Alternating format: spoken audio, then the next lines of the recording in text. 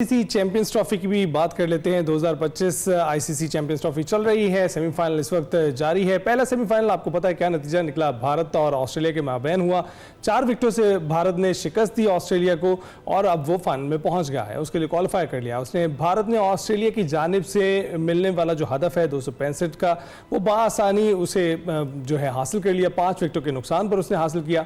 विराट कोहली ने 84 रन की match winning innings एक बार फिर खेली और आखिरी 2 मैच से विराट कोहली जो हैं वो शानदार कारकर्दगी दिखा रहे हैं। उन्होंने श्रेयस अय्यर के साथ ये रन बनाए, 45 रन श्रेयस अय्यर ने भी बनाए, वो भी नुमाया रहे और अब फाइनल में भारत की जो टीम है वो पहुंच चुकी है। जी हाँ, इसके साथ साथ आपको ये भी बताएं कि जो अभी एक सेमीफाइनल चल रहा है और न्यूजीलैंड और साउथ अफ्रीका के दरमियान, उसका भी जरा हम देख लेंगे कि कांटेदार मुकाबला होने वाला है। इस वक्त 342 पे 5 आउट चल रहे हैं और क्या सिचुएशन बनती है आगे, कौन सी टीम इंडिया के मद्दे मुकाबले जाती है, ये तो हमने देखना और डिस्कशन हमने करनी है। जी, हमारे साथ मिर्जा इकबाल बेग साहब मौजूद हैं, डॉक्टर ऑफ क्रिकेट हैं।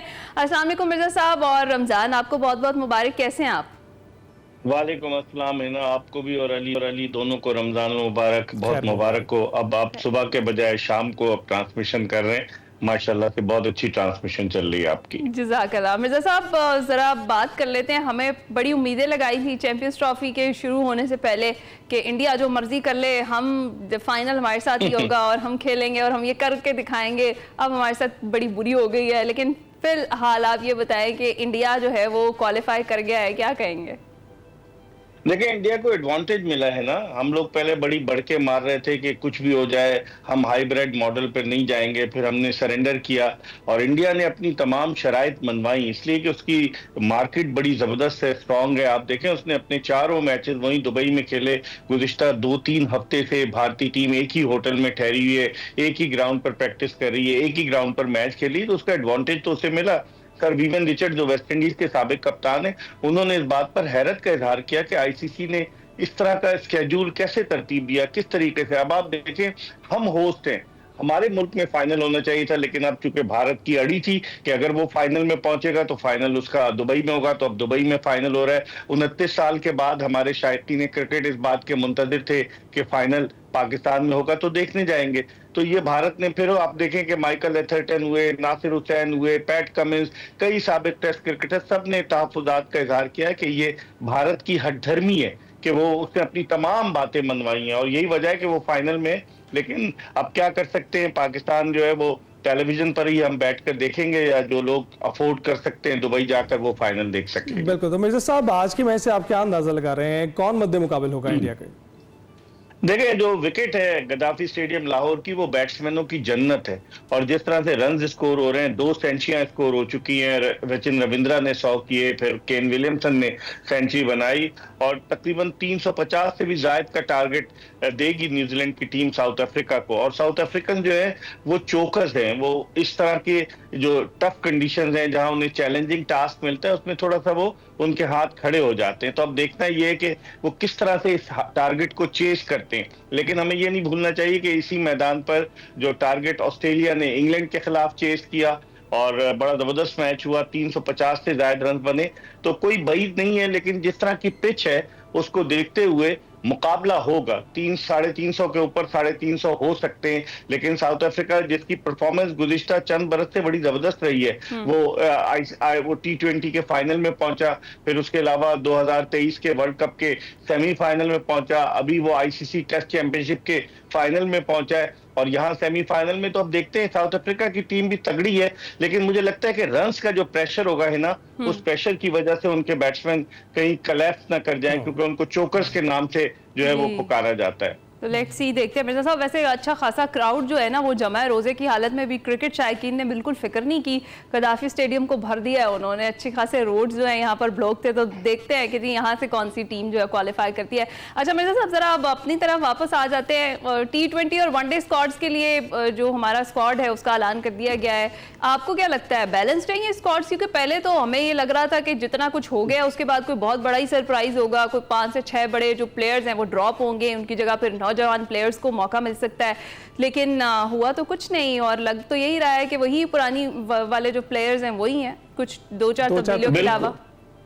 बिल्कुल आपने सही कहा, ये वही है। इतना प्रेशर पड़ा हुआ था कि लोग कह रहे थे रिजाइन कर दें, आप देखें आज स्टीव स्मिथ ने जो है वो वनडे क्रिकेट से रिटायरमेंट का ऐलान कर दिया। उससे पहले जॉस बटलर, उनकी टीम तीनों मैच हार गई इंग्लैंड की, तो उन्होंने जो है वो कप्तानी छोड़ने का ऐलान किया। हम लोग जो है बस घुमा फिरा के अवाम का जो जज्बात है, अवाम के, उनको ठंडा करने के लिए तब्दीलियों का नारा लगाते हैं। अब वही प्लेयर्स हैं, कौन है, कौन सा नया आया है, इधर उधर कर दिए, आगे पीछे कर दिए। इसका मतलब है लोगों को फिर लॉलीपॉप दे दिया आपने कि आप सब्र करें, हम न्यूजीलैंड में ये कर लेंगे। अब आप देखें प्लानिंग के साथ इन्होंने सलमान अली आगा को कप्तान बनाया, क्योंकि इन्हें पता है उसकी परफॉर्मेंस इतनी अच्छी नहीं थी। वो T20 का नहीं, रेड बॉल का ज्यादा बड़ा प्लेयर है। उसके अलावा वो जो है अगर प्लेयर है तो वनडे का बड़ा अच्छा प्लेयर है। लेकिन इन्होंने उसे इसलिए बनाया कि शादाब खान वाइस कैप्टन बने। आइंदा एशिया कप हो रहा है सितंबर में, उस एशिया कप में आप देखिएगा, ये मेरी बात लिख लें कि सलमान अली आगा पाकिस्तान के कप्तान हो गए अगर यही मैनेजमेंट रही। और फिर अगले साल जो T20 वर्ल्ड कप है उसके लिए भी प्लानिंग कर रहे हैं। एक खिलाड़ी शादाब खान जिसने फर्स्ट क्लास क्रिकेट में सिर्फ 3 विकेटें ली, उसने कौन सा कारनामा सर अंजाम दिया, आप उसको एकदम से लेकर आ गए। वो तो शोर मचा, अगर शोर नहीं मचता तो कप्तान की हैसियत से आ जाता। तो किसकी आंखों में धूल झोंक रही है सिलेक्शन कमेटी, क्या कर रहे हैं? आकिब जावेद की मैं बड़ी इज्जत करता हूँ, बड़े कॉम्पिटेंट, बड़े ब्लंट आदमी है, लेकिन लगता है उन्होंने भी अपने आप को इस माहौल में रंग लिया है। और वो बाज लोग कह रहे हैं कि सिलेक्शन कमेटी बिल्कुल डमी है, जो भी हो रहा है बहुत सारी चीजें ऐसी हो रही हैं जो पाकिस्तान क्रिकेट के लिए नुकसानदेह है। अच्छा, तो मिर्जा साहब, अब ये जो स्क्वाड्स का ऐलान किया गया है, आपको क्या लगता है कि सब इल्ज़ाम जो है वो खिलाड़ियों पर ही वो मुर्द इल्ज़ाम है इसके? क्योंकि इंतजामिया की जानिब से कुछ देर पहले ही जब चैंपियंस ट्रॉफी शुरू होने लगी थी, स्क्वाड को तब्दील कर दिया गया था। तो ऐसी अगर जो स्क्वाड तब्दील होते रहे और जो खिलाड़ी परफॉर्म करते हैं उनको बेंचेस पे बिठा दिया गया, बेंचेस के खिलाड़ियों को खेलने के लिए मौका दे दिया गया, तो इस सूरत हाल में तो यही गुमगू की कैफियत रहेगी। नहीं, चैंपियंस ट्रॉफी का स्क्वाड नहीं तब्दील हुआ था। चैंपियंस ट्रॉफी का स्क्वाड वही था। कहा ये जा रहा था, चेयरमैन साहब कह रहे थे कि मैंने सिलेक्शन कमेटी को कहा कि वो रिव्यू करें, लेकिन उन्होंने रिव्यू नहीं किया। हाँ, रिव्यू नहीं किया। अब आप जाइएगा स्टेडियम में, सुना है अफ्तारी के बॉक्स जो है वो तकसीम किए जाएंगे, तो आज आप जरूर जाइएगा स्टेडियम में ताकि आपको नहीं, सही बता रहा हूँ आपको, अच्छी बात है। ये तो रोजा रख रहे हैं और माशाल्लाह प्रोग्राम भी इस्लामी कर रहे हैं। तो जहां तक बात है पाकिस्तान क्रिकेट टीम की, उसकी अगर आप बात करें तो उसमें यही है कि अब जो उन्होंने टीम बना, उसकी चैंपियंस ट्रॉफी में तो चले चेयरमैन साहब ने इनपुट नहीं दिया, लेकिन अब तो चेयरमैन साहब के दस्तखत है ना इस टीम पर। कौन सी टीम है, मैं हैरान होता हूँ। बाज खिलाड़ियों को दोबारा ले आए, बाज को 2-3 को निकाल दिया। अब आप देखें कि शाहीन आफरीदी उस वनडे टीम में नहीं है जिसका हिस्सा रिजवान और बाबर आजम है। शाहीन आफरीदी को T20 में ले गए, प्लेयर्स को रोटेट कर रहे हैं इधर से उधर और रिजल्ट सिफर आ रहा है। तो इसका कौन जिम्मेदार है? ये जिम्मेदारी ऊपर वालों को लेनी पड़ेगी, सिलेक्शन कमेटी को लेनी पड़ेगी, जिन्होंने इनका तकर्रुर किया उनको लेनी पड़ेगी। लोग कह रहे हैं कि पसे पर्दा जो है वो पाकिस्तान क्रिकेट के जो गाइडेंस है, जो पाकिस्तान क्रिकेट की रहनुमाई एक साबिक टेस्ट क्रिकेटर कर रहे हैं, और वो जो है वो चेयरमैन साहब के बड़े करीब हैं, वही मशवरे दे रहे हैं। और उन मशवरों की वजह से पाकिस्तान क्रिकेट जो है वो बजाय बुलंदी की तरफ जाने के पस्ती की तरफ जा रही है। बिल्कुल सही। और मेरे साथ मुझे लगता है कि अब रमजान में हम दुआ अपनी टीम के लिए जरा ज्यादा मांगे तो शायद कुछ असर हो जाए इसके ऊपर। बहुत शुक्रिया मिर्जा इकबाल बेग साहब हमारे साथ मौजूद। हम डिस्कस कर रहे थे जी चैंपियंस ट्रॉफी करना जरूरी है, एक सेमीफाइनल हो चुका है और एक जो है वो इस वक्त जारी है लाहौर के गद्दाफी स्टेडियम में। देखते हैं जी इंडिया के मद्दे मुकाबिल कौन क्वालिफाई करता है आज के मैच में, तो पता चल ही जाएगा। अभी हम जाएंगे एक ब्रेक पर।